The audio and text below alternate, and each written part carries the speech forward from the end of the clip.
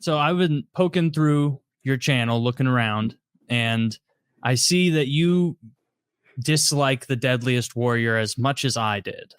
So I respect that. I don't dislike it as much. It was like my favorite show growing up, but then you watched it, right? Yeah, as an adult. Once my frontal lobe developed, I watched these shows again, and it's so funny watching these experts bicker back and forth.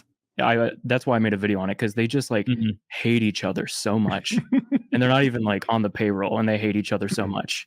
Oh yeah, I remember groups that had no inherent squabble, like a Samoan warrior, or rather a guy who claims 800 years ago his ancestors were Samoan warriors. He's just a guy that likes pork with tattoos. Just a rock. Yeah, and then there's a Japanese guy whose whole family has never been ninjas, and they're both talking shit. The ninja's oh, if he was at your island, he'd kill you.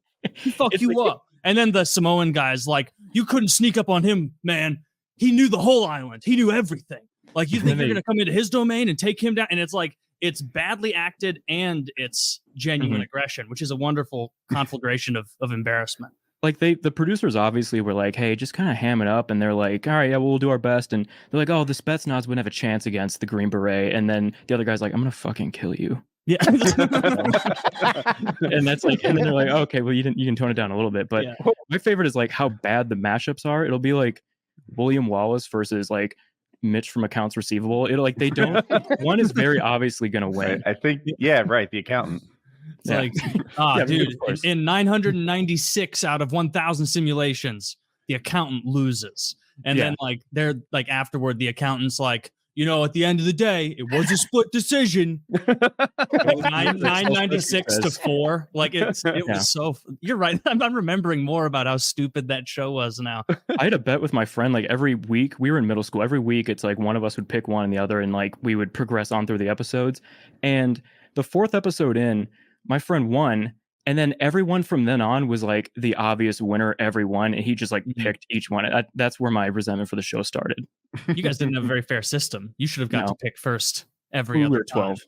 And that's true. I never got into that show. I had so the guy who produced that show or made that show, I was talking to him about doing a thing on TV. And so I had to watch a bunch of his show. So I was forced to watch a bunch of his show, so I knew what we were going to talk about when I met this guy. He was the guy that was 30 minutes late to the meeting at the bar, and he claimed that he had saved a woman who was being accosted by carjackers, maybe, or street muggers.